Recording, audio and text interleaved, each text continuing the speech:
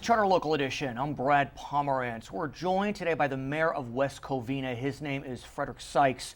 And the city has faced a rocky road in the last few weeks and months, splashed across the front page of the LA Times and other publications in the region were the results of an audit conducted by the controller of the state of California, Betty Yee. I hold the audit in front of me now.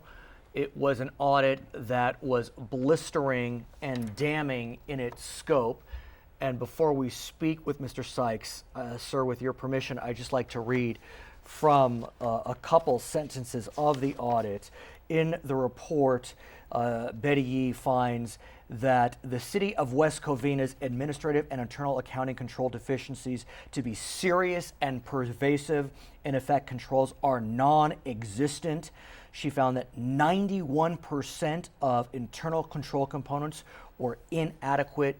It is a page turner and it is devastating in its scope. What's your sense, sir, of what happened recently? Good morning, and thank you for having me on. This situation goes back for quite a ways. I personally didn't get involved until 2006, so even long before that, we've had some issues.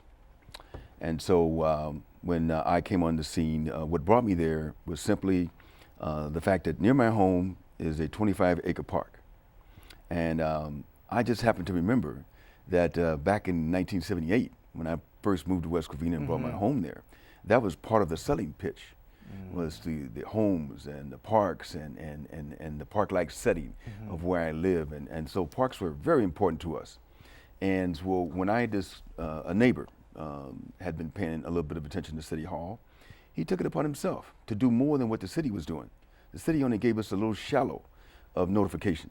About the sale of 12 acres of the 25-acre park. Right. They wouldn't take almost half of the park away. And so he says, this is not nearly enough. There's thousands of people here that are going to be impacted by this. And so he took it upon himself to type it up and put his ink and paper and everything together. And then he walked and put flyers out. So my wife happened to find this as she was taking out the trash in preparation for dinner. And she brings it to my attention. And she goes, hey, you might be interested in this. So I looked at it. I said, oh, my goodness. We need to get to City Hall. So we stopped our meal.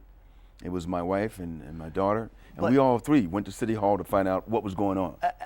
But it took some time for you to really be able to put your stamp on the situation. You were elected in 2011. Now just think how long that took now. 5 years.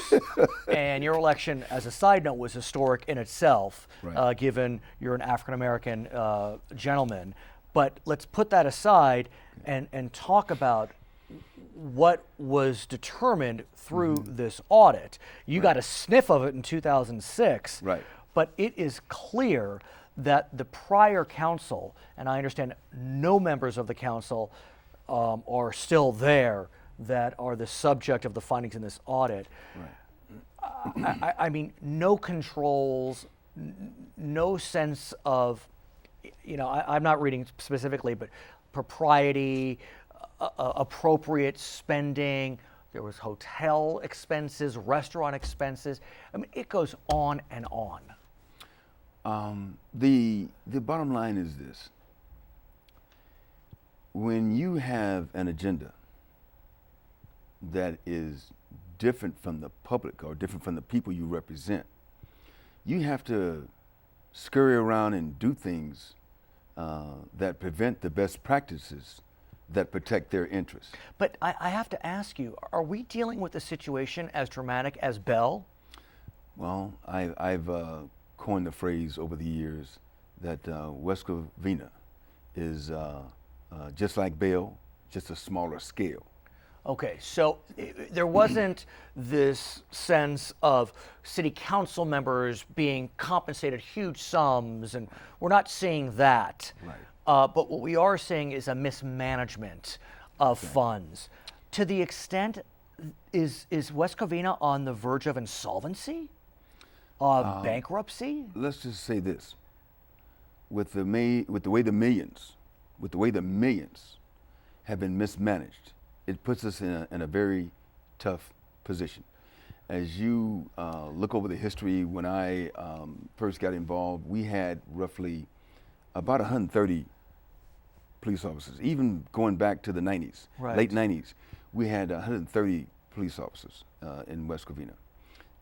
Our public safety has contracted tremendously. And in those days, at the 130 police officers, we had less than 100,000 people. But here's what's confusing, though. With Bell, it was a city, the size, I don't mean to cast aspersions, of a postage stamp. It was small. Yeah. West Covina is a very significant city, over 100,000 residents, 100,000. with a lot of land, lots of commerce, great malls. How could this go on for so long? I mean, Bella, you could almost understand because there were so few people involved. How many people work for the city of West Covina? Currently, we dropped from, when I first got there and started looking into the situation, we were probably closer to 450. And now we're down to roughly, because of cutbacks and trying to deal with the budget situation, we're down between 330 and 340. Okay, but that's still a lot of people. How was this missed? Well, you have to say, if the leadership is off track, Right. if the head is not focused and in the proper direction, then that spreads. If they see that what they're doing, because the staff is fully aware. And the staff took chances. Right. If you read through the past reports on contracts, Right. and on decisions such as we put the city in a debt of 57 million for 6 baseball fields, when we have an aging police station and fire stations. Right.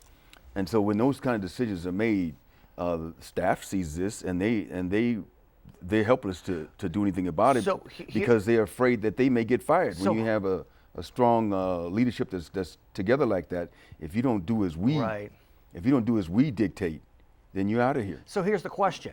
The controller gave a long set of recommendations. Oh, absolutely. Will they be adopted? That's what we're doing right now. As a matter of fact, prior to the report coming out, for instance, when I got elected, we did not have, so starting in 2008, the live broadcast and the internet access to the city council meetings was cut. That was terminated. Right. And I was like, what are we doing as a people, as a group of citizens? But what about nobody seemed outraged. The controls she discusses, the accounting Well, controls? that just tells you how we start bringing that back. Right. After I got elected, we reinstated the broadcast, the live creating broadcast. transparency. Right. Thank you. The way when people ask for information, public information, we remodeled that. I have to ask you, to make it easier, so when people saw what I saw, that it wasn't such a tough fight to get the answers. That it would be easier. Right. In our final moments, I don't mean to rush you. The controller talked about possible criminal violations. Yes. But she also mentioned that there's a 1-year statute of limitations. And so where do you go from here? That's the very sad part. The assembly member and our senators, we're reaching out to them to bring state law to look at this. This is not pennies. Right. This is not petty matters. This is not small crimes. This is a major situation that needs to be looked at as malfeasance. His name is Frederick Sykes. He is the mayor in the city of West Covina. My name is Brad Pomerance. We thank you so much for joining us on Charter Local Edition.